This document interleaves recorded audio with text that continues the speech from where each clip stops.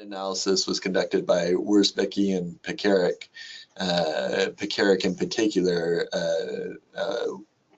well-known researcher kind of in the field of premature termination, and had conducted a number of studies on the topic. And they sought to use kind of the systematic techniques, first to pull together the literature on premature termination, and then to kind of synthesize the data on it. And they found that when they did that, their numbers matched pretty close with the other reviews, the more qualitative reviews. They found a rate of 47%. And so still very high percentage. Now fast forward about 2 decades after that, I saw those numbers and like I mentioned, some of my own experiences in my training clinic that I was in, those numbers seem to fit. But I recognize what they've come to think about therapy from that different therapist, and you just jump in with your approach, they may just automatically assume that you're doing the wrong thing, or they may question what you're doing, or it may just really feel unfamiliar to them.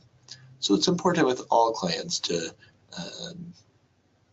provide some type of role induction.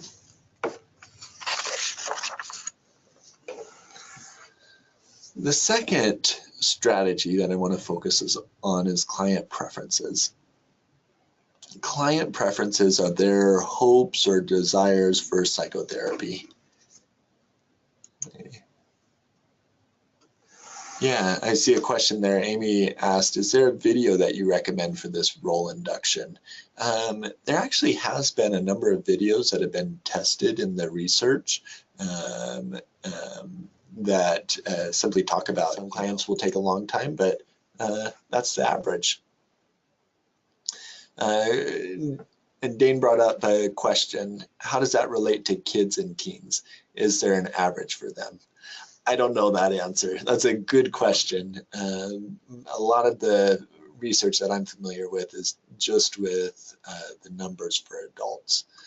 I know that for kids and teens, though, this is a similar thing that you want to talk about with them. And perhaps you have to talk about it in a more complex way.